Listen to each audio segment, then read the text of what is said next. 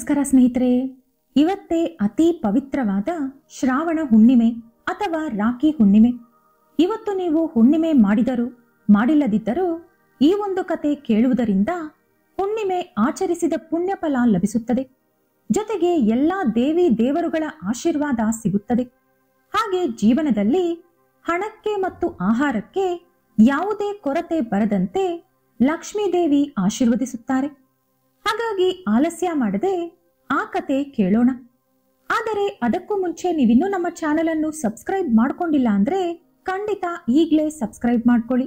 ಹಾಗೆ ಈ ವಿಡಿಯೋ ಇಷ್ಟ ಆದ್ರೆ ಮರೀದೇ ಒಂದು ಲೈಕ್ ಕೊಡಿ. ಶ್ರಾವಣ ಹುಣ್ಣಿಮೆಯಂದು ಸುವರ್ಣಪುರಿ ಎಂಬ ನಗರದಲ್ಲಿ ಚಂದ್ರನ ಕಿರಣಗಳು ಬೆಳ್ಳಿಯಂತೆ ಪ್ರಕಾಶಿಸುತ್ತಿತ್ತು.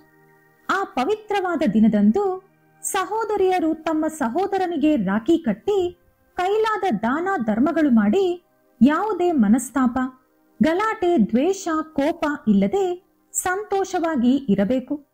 ಆದರೆ ಕಲಿಯುಗದ ಪ್ರಭಾವದಿಂದ ಆ ದಿನದಂದು ಪ್ರಜೆಗಳು ಧರ್ಮವನ್ನು ಮರೆತು ಸ್ವಾರ್ಥದಿಂದ ತುಂಬಿದ್ದರು. ಅಣ್ಣ ತಮ್ಮಂದಿರ ಸಂಬಂಧಗಳು ಬರೀ ಆರ್ಥಿಕ ಲಾಭ ನಷ್ಟಕ್ಕೆ ಮಾತ್ರ ಸೀಮಿತವಾಗಿದ್ದವು. ಸಂಬಂಧಗಳಲ್ಲೂ ಕೂಡ ರಾಜಕೀಯ ಮಾಡುತ್ತಿದ್ದರು.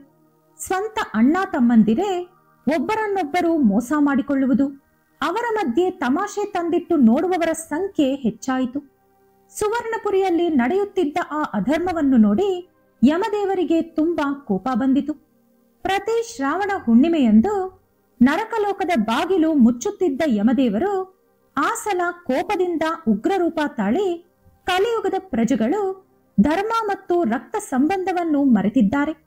ಇವತ್ತು ನರಕದ ದ್ವಾರ ತೆರೆದಿರುತ್ತದೆ. ಧರ್ಮ ತಪ್ಪಿದ ಪ್ರತಿ ಆತ್ಮಕ್ಕೂ ಅತಿ ಕಠಿಣವಾದ ಶಿಕ್ಷೆಗಳನ್ನು ಕೊಡಿ ಎಂದು ಯಮದೂತರಿಗೆ ಆಜ್ಞೆ ಕೊಟ್ಟರು ಯಮದೇವರು. ಇನ್ನು ಯಮದೂತರು ಅತಿ ವೇಗದಿಂದ ಭೀಕರ ರೂಪಗಳಿಂದ ಭೂಮಿಗೆ ಇಳಿದು ಬಂದರು. ಆ ರೀತಿ ಅವರು ಭಯಂಕರವಾಗಿ ಆಗಸದಿಂದ ಭೂಮಿ ಮೇಲೆ ಬರುತ್ತಿರುವುದನ್ನು ಜನರು ನೋಡಿ ತುಂಬಾ ಹೆದರಿದರು. ಅಲ್ಲಿಂದ ಓಡಲು ಶುರು ಮಾಡಿದರು. ಅದೇ ಸುವರ್ಣಪುರಿಯಲ್ಲಿ ಅಭಿ ಎಂಬ ಯುವಕ ಅವನ ತಂಗಿಯನ್ನು ಪ್ರಾಣಕ್ಕಿಂತ ಹೆಚ್ಚಾಗಿ ನೋಡಿಕೊಳ್ಳುತ್ತಿದ್ದ. ಅವನ ತಂಗಿ ಸುಕುಮಾರಿ ಒಂದು ವಿಚಿತ್ರವಾದ ಅಪರೂಪದ ಕಾಯಿಲೆಯಿಂದ ಬಳಲುತ್ತಾ ಮೃತ್ಯುವಿನ ಜೊತೆ ಹೋರಾಡುತ್ತಿದ್ದಳು. ಅವನ ತಂಗಿಯ ಕಷ್ಟ ನೋವು ನೋಡಲು ಅಭಿಗೆ ಸಾಧ್ಯವಾಗುತ್ತಿರಲಿಲ್ಲ. ಶ್ರಾವಣ ಹುಣ್ಣಿಮೆಯಂದು ಬೆಳಗಿನ ಜಾವ ಅವಳ ಕಣ್ಣಿನಲ್ಲಿ ಒಂದು ಹೊಳಪು ಕಾಣಿಸಿತು. ಅವಳು ಅಣ್ಣನನ್ನು ಕರೆದು, ಅಣ್ಣ, ನಾನು ಬದುಕಲು ಒಂದು ಅವಕಾಶವಿದೆ. ನನಗೆ ನಿನ್ನೆ ರಾತ್ರಿ ಒಂದು ಕನಸು ಬಿತ್ತು.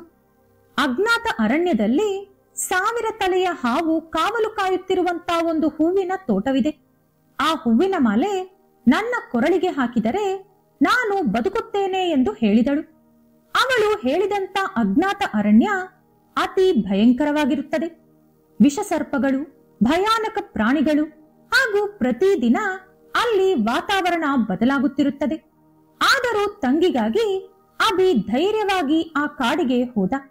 ಅವನು ಕಾಡಿನಲ್ಲಿ ಪ್ರವೇಶಿಸಲು ಹೋದಾಗ ಅವನಿಗೆ ಯಮದೂತರು ಕಾಣಿಸಿದರು.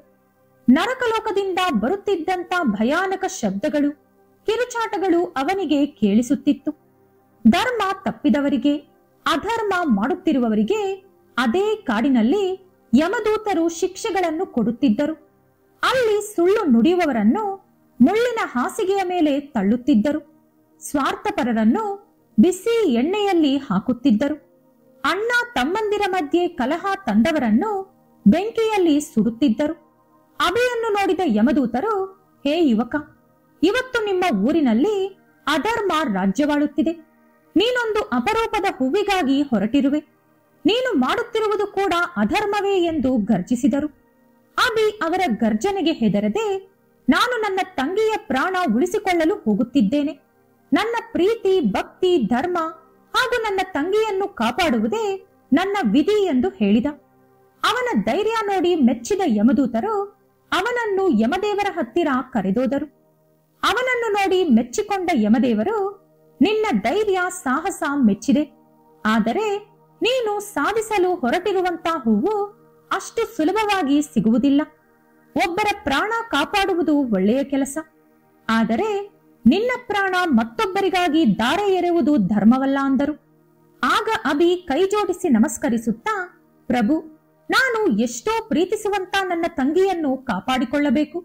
ನನ್ನ ಸಾವು ಅವಳ ಬದುಕಿಗಿಂತ ದೊಡ್ಡದಲ್ಲ. ನನ್ನ ಧರ್ಮವನ್ನು ನಿರೂಪಿಸಿಕೊಳ್ಳಲು ನಾನು ಸಿದ್ಧನಿದ್ದೇನೆ ಎಂದು ಹೇಳಿದ.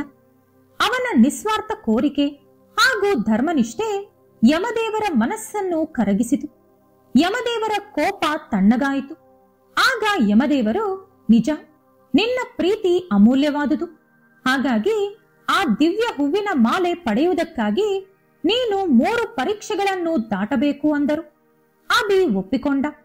ಮೊದಲನೇ ಪರೀಕ್ಷೆ ಶುರುವಾಯಿತು. ಯಮದೇವರು ಅಭಿಯನ್ನು ರಸಪಾತಾಳದೊಳಗೆ ತಳ್ಳಿದರು. ಅಲ್ಲೊಬ್ಬ ಭಯಾನಕವಾದ ರಾಕ್ಷಸ ಅಭಿಯ ಹತ್ತಿರ ಬಂದ. ಆ ರಾಕ್ಷಸ ಮನುಷ್ಯರನ್ನು ನಿಸ್ಸಹಾಯ ಸ್ಥಿತಿಗೆ ತಳ್ಳಿ ಕೊನೆಯಲ್ಲಿ ಅವರನ್ನು ಕೊಲ್ಲುತ್ತಿದ್ದ. ಆ ರಾಕ್ಷಸ ಅಭಿಯನ್ನು ನೋಡಿ, ಹೇ ಯುವಕ, ನಿಜವಾದ ಪ್ರೀತಿ ಅಂದರೆ ಏನು? ಈ ಪ್ರಶ್ನೆಗೆ ಸರಿಯಾದ ಉತ್ತರ ಕೊಟ್ಟರೆ ಇಲ್ಲಿಂದ ನಿನ್ನನ್ನು ಕಳಿಸುತ್ತೇನೆ ಎಂದು ಹೇಳಿದ. ಅಭಿ ಹೆದರದೆ, ನಿಜವಾದ ಪ್ರೀತಿ ಅಂದರೆ ನಿಸ್ವಾರ್ಥವಾದುದು. ಅದು ನಮ್ಮ ಪ್ರಾಣಕ್ಕಿಂತ ದೊಡ್ಡದು. ನಾನು ನನ್ನ ತಂಗಿಯನ್ನು ಕಾಪಾಡಿಕೊಳ್ಳಲು ನನ್ನ ಪ್ರಾಣ ಬೇಕಾದರೂ ಬಿಡಲು ಸಿದ್ಧವಾಗಿದ್ದೇನೆ ಎಂದು ಧೈರ್ಯವಾಗಿ ಹೇಳಿದ. ಅವನ ಉತ್ತರ ಕೇಳಿ ಆಶ್ಚರ್ಯಗೊಂಡ ರಾಕ್ಷಸ ಅಭಿಯನ್ನು ಕೊಲ್ಲದೆ ಕಳಿಸಿದ. ಇನ್ನು 2ನೇ ಪರೀಕ್ಷೆ ಶುರುವಾಯಿತು. ರಸಪಾತಾಳ ದಾಟಿದ ನಂತರ ಅಭಿಗೆ ಪ್ರಳಯ ನದಿ ಎದುರಾಯಿತು. ಆ ನದಿಯಲ್ಲಿ ಕೆಲವು ಕೋಟ್ಯಾಂತರ ಮೊಸಳೆಗಳು ವಾಸವಿದ್ದವು. ಆ ನದಿ ದಾಟಿದಾಗ ಮಾತ್ರವೇ ದಿವ್ಯ ಪುಷ್ಪ ಇರುವ ಅರಣ್ಯ ಅವನಿಗೆ ಸಿಗುತ್ತದೆ. ನನ್ನ ತಂಗಿಯ ಪ್ರಾಣನೇ ಮುಖ್ಯ ಎಂದು ಹೇಳುತ್ತಾ ಅಭಿ ಆ ನದಿಯೊಳಗೆ ಇಳಿದ. ಅವನ ಧೈರ್ಯವನ್ನು, ಗುರಿಯನ್ನು ನೋಡಿ ಮೆಚ್ಚಿಕೊಂಡ ಜಲಚರಗಳು ತಾನಾಗಿ ನದಿ ದಾಟಲು ಅಭಿಗೆ ದಾರಿ ಮಾಡಿಕೊಟ್ಟವು. ಆ ನದಿಯೊಳಗೆ ಒಬ್ಬಳು ರಾಕ್ಷಸಿ ಕೂಡ ವಾಸವಿದ್ದಳು. ಹೇ ಯುವಕ, ನೀನು ಧೈರ್ಯವಾಗಿ ಈ ನದಿ ದಾಟಿದರೂ ಕೂಡ ನಿನಗೆ ಆ ಹೂವು ಸಿಗುವುದಿಲ್ಲ ಅಂದಳು. ಅದಕ್ಕೆ ಅಭಿ, ಅಮ್ಮ, ಧರ್ಮಕ್ಕೆ ಸೋಲಿಲ್ಲ ಎಂದು ಹೇಳಿ ಮುಂದೆ ಹೋದ. ಇನ್ನು 3ನೇ ಪರೀಕ್ಷೆ. ಪ್ರಳಯ ನದಿ ದಾಟಿದ ತಕ್ಷಣ ಹೊಗೆಯಿಂದ ಮುಚ್ಚಿಕೊಂಡಿರುವ ಕಾಡು ಎದುರಾಯಿತು. ಆ ಕಾಡಿಗೆ ಕಾವಲು ಕಾಯುತ್ತಿದ್ದ ಒಂದು ರಾಕ್ಷಸಿ ಅಭಿಯೊಂದಿಗೆ, ಹೇ ಯುವಕ, ನೀನು ಒಂದು ಹೂವಿಗಾಗಿ ಇಲ್ಲಿಗೆ ಬಂದಿರುವೆ. ಆದರೆ ಆ ಹೂವನ್ನು ಹಿಡಿದುಕೊಳ್ಳುವ ಶಕ್ತಿ ನಿನಗಿಲ್ಲ ಎಂದು ಜೋರಾಗಿ ನಕ್ಕಳು. ಅದಕ್ಕೆ ಅಭಿ, ಅಮ್ಮ, ನನ್ನ ತಂಗಿಯ ಮೇಲಿರುವಂತ ಪ್ರೀತಿ ನನಗೆ ಶಕ್ತಿ ಕೊಡುತ್ತದೆ. ಶ್ರಾವಣ ಹುಣ್ಣಿಮೆ ಹಾಗೂ ರಾಖಿ ಹಬ್ಬ ನನಗೆ ಕೊಟ್ಟಂತ ಅಮೂಲ್ಯವಾದ ಕಾಣಿಕೆ ನನ್ನ ತಂಗಿ. ಹಾಗಾಗಿ ಅವಳನ್ನು ನಾನು ಎಂದಿಗೂ ಬಿಡುವುದಿಲ್ಲ. ಎಷ್ಟೇ ಕಷ್ಟ ಬಂದರೂ ಆ ಹಾರವನ್ನು ತೆಗೆದುಕೊಂಡು ಹೋಗುತ್ತೇನೆ ಎಂದು ಹೇಳಿದ. ಕೋಪಗೊಂಡ ರಾಕ್ಷಸಿ ಅವನನ್ನು ಅವಳ ಮಾಯೆಯಲ್ಲಿ ಬಂಧಿಸಿದಳು. ಅಭಿ ಅವನ ತಾಯಿ, ತಂಗಿ, ಯಮದೇವರು ಹಾಗೂ ಲಕ್ಷ್ಮೀದೇವಿಯನ್ನು ನೆನಪು ಮಾಡಿಕೊಂಡು ಆ ರಾಕ್ಷಸಿಯ ಮಾಯೆಯಿಂದ ತಪ್ಪಿಸಿಕೊಂಡ. ಅವನ ಧೈರ್ಯ, ಧರ್ಮನಿಷ್ಠೆ ಹಾಗೂ ನಿಸ್ವಾರ್ಥವಾದ ಪ್ರೀತಿ ಲಕ್ಷ್ಮೀದೇವಿಯ ಮನಸ್ಸನ್ನು ಕರಗಿಸಿತು. ಮಹಾಲಕ್ಷ್ಮಿ ಅಭಿಗೆ ದರ್ಶನ ಕೊಟ್ಟು ಅವನೊಂದಿಗೆ, ಮಗು, ನಿನ್ನ ಸಾಹಸ, ನಿನ್ನ ಧರ್ಮನಿಷ್ಠೆ ನನಗೆ ಸಂತೋಷ ತಂದಿದೆ. ನೀನು ನನ್ನ ಎಲ್ಲಾ ಪರೀಕ್ಷೆಗಳಲ್ಲಿ ಗೆಲುವು ಸಾಧಿಸಿರುವೆ ಎಂದು ಆಶೀರ್ವದಿಸಿದರು. ಲಕ್ಷ್ಮೀದೇವಿ ಸ್ವತಃ ದಿವ್ಯ ಪುಷ್ಪಗಳಿಂದ ಹಾರವನ್ನು ತಯಾರಿಸಿ ಅದನ್ನು ಅಭಿಗೆ ಕೊಟ್ಟರು. ಆ ಹಾರ ಅಭಿ ಕೈಗೆ ಬಂದ ತಕ್ಷಣ ಯಮದೂತರು ಸುವರ್ಣಪುರಿಯಲ್ಲಿ ನರಕಲೋಕದ ಶಿಕ್ಷೆಗಳು ಕೊಡುತ್ತಿರುವುದು ನಿಲ್ಲಿಸಿದರು. ಯಮದೇವರ ಕೋಪ ಕೂಡ ತಣ್ಣಗಾಯಿತು.